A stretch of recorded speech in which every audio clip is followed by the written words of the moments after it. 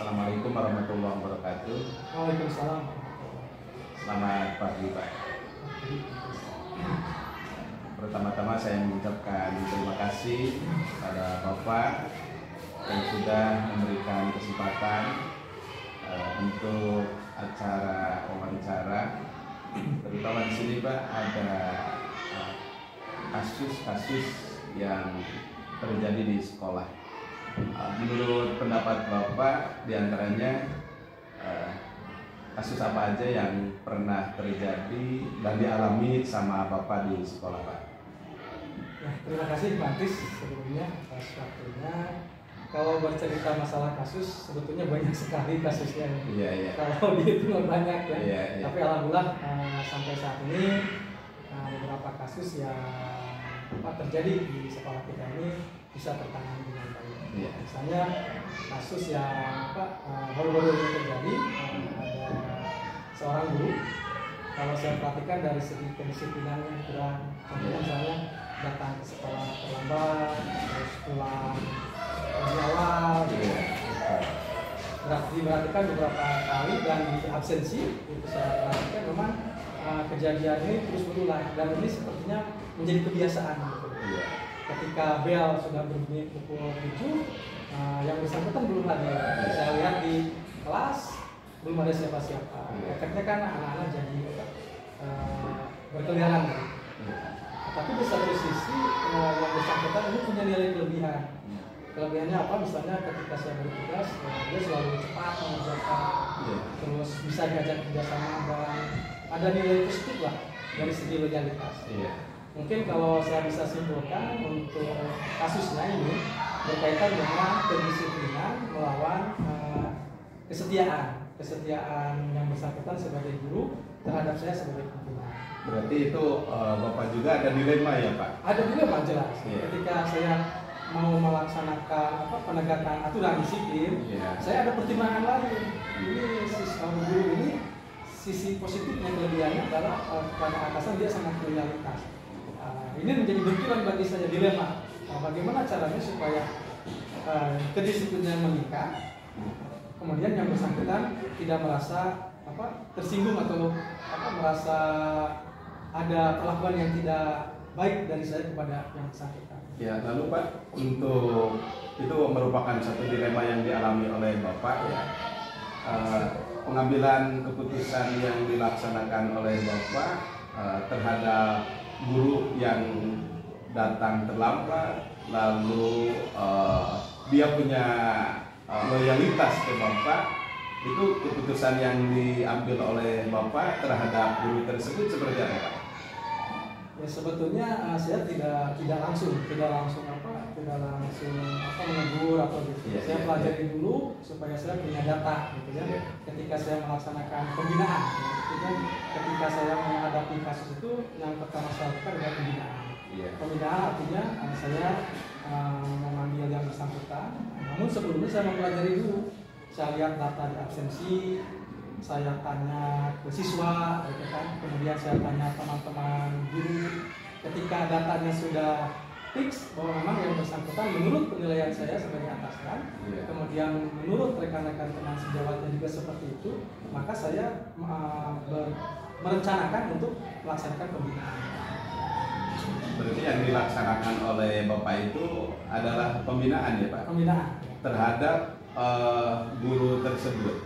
Lalu di sini Pak, pertanyaan yang selanjutnya, hal-hal apa saja yang selama ini Bapak anggap efektif dalam pengambilan keputusan pada kasus yang tadi oleh Bapak itu sebetulnya dilema etika ya Pak, termasuk dilema etika.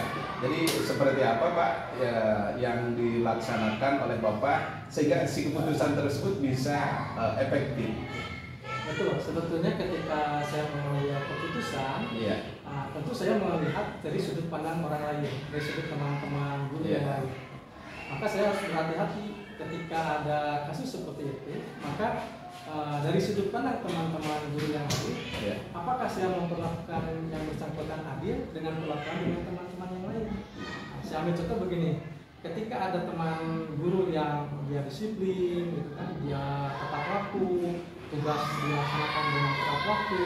Kemudian suatu saat dia ada masalah apa, ada keterlambatan atau ada halangan apa, kemudian terlambat, maka saya juga harus mempertimbangkan. Jangan sampai ada kecemburuan. Perlakuan saya kepada si A yang tadi kurang disiplin tapi punya loyalitas terhadap teman saya yang disiplin tapi kemudian ada beberapa halangan, maka saya harus mengambil keputusan yang adil, gitu kan, memperlakukan. Nah, dari segi pengambilan keputusan itu kemudian saya melaksanakan pembinaan. Nah, pembinaannya ada beberapa tahap, misalnya dengan contohnya dengan pemanggilan secara lisan.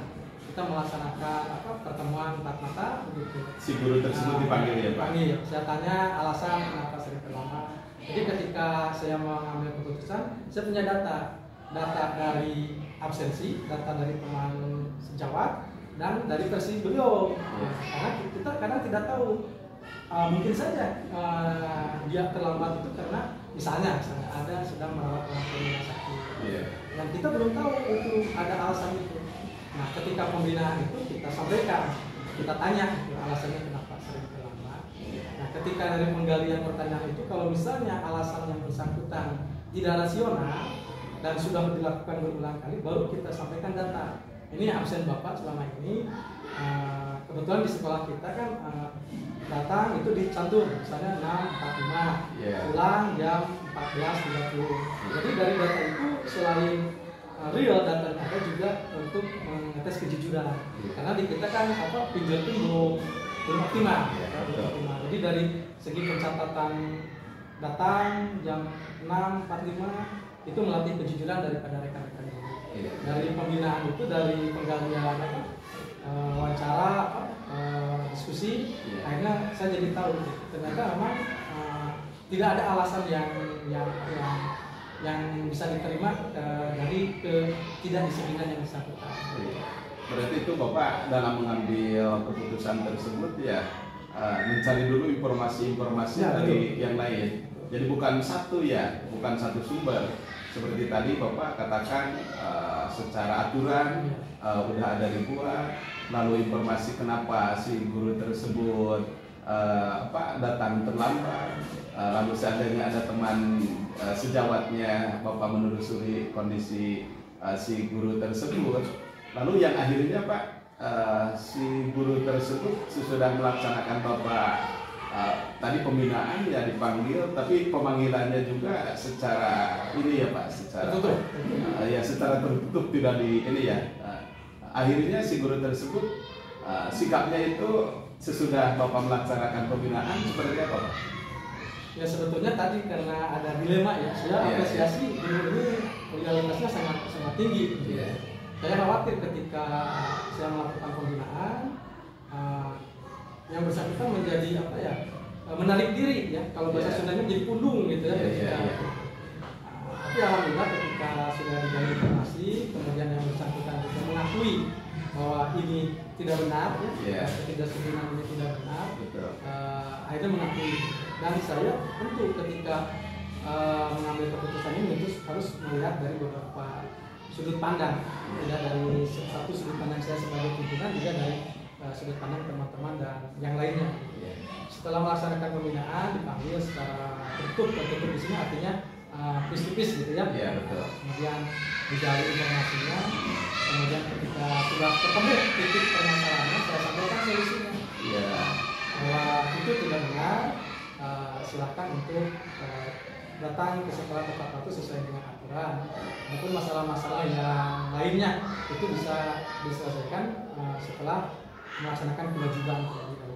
Sambil Bapak seperti itu keputusannya pun sesudah saya lihat yang Bapak dibuat keputusan tersebut tidak secara langsung Pak. Berarti ada waktu khusus. Tidak secara langsung. Jadi kan ada proses pengumpulan data dulu. Betul. Dipelajari dulu, kemudian kita janjian untuk pembinaan. Setelah bertemu, digali alasan dan sebagainya. Kemudian kita sudah atur jadwal. Saya pertemuan pertama, pembinaan pertama, sudah itu diperhatikan lagi. Alhamdulillah ternyata sebetulnya saya sudah menyiapkan untuk pembinaan kedua kalau yang bersangkutan tidak ada perubahan. Lalu yang ini Pak, bagaimana Bapak dalam memutuskan seperti ada kasus guru tersebut? Di sini berarti ada kemudahan-kemudahan dalam mengambil keputusan yang tidak merugikan kepada guru yang bersangkutan. Lalu kemudahan-kemudahan dalam pengambilan keputusan, karena di sekolah kita itu Pak banyak guru-guru. Lalu sikap mereka guru-guru yang datang tepat waktu, lalu pulang sesuai dengan waktunya, itu bagaimana Pak? Ya, sebetulnya ini salah satu tantangan gitu. Iya, betul. Ketika seorang pimpinan mengambil keputusan, tentu harus bisa mengakomodir keinginan semua gitu. Iya. Jangan sampai ada kecemburuan. Oh, saya sebagai pimpinan memperlakukan si A, si B, si C berbeda. Gitu. Iya. Tentu nanti ada timbul ketidakadilan. Gitu. Nah, kebetulan di sekolah kita ini kan ada tim ya, Iya. tim inti untuk merumuskan semua kebijakan. Jadi dalam menyampaikan kebijakan baik secara individu atau kelompok atau kebijakan sekolah, saya selalu berkonsultasi dengan tim inti. Iya. Jadi walaupun dalamnya dalam pelaksanaannya tim inti ini disamarkan gitu ya. Iya, iya. Ketika saya akan melakukan pembinaan dengan si A. Iya. Bagaimana menurut Bapak dari Ibu sebagai tim inti? Nah, dari sharing itulah kemudian saya mendapatkan kemudahan. Iya. Sehingga proses pengambilan keputusan bisa diterima secara baik oleh yang bersangkutan dan oleh orang-orang atau teman-teman rekan guru sejawat di sekolah kita. Ya, yang akhirnya gini Pak, untuk kasus yang ini ya, bagaimana dampak terhadap guru tersebut sesudah Bapak mengambil satu keputusan, lalu bagaimana respon dari guru-guru yang lain, terutama warga sekolah, teman sejawat guru tersebut sesudah mengambil keputusan? Jadi kan ada penekanan ya. Yeah. Kepada yang bersangkutan saya sampaikan bahwa ini ketidakdisiplinan ini adalah melanggar aturan sebagai ASN gitu kan. Kemudian yang bersangkutan juga sudah sertifikasi gitu kan. Jadi ini mohon salah satu syarat dari pencairan sertifikasi adalah pelaksanaan kinerja yang baik begitu. Dan yang bersangkutan menerima.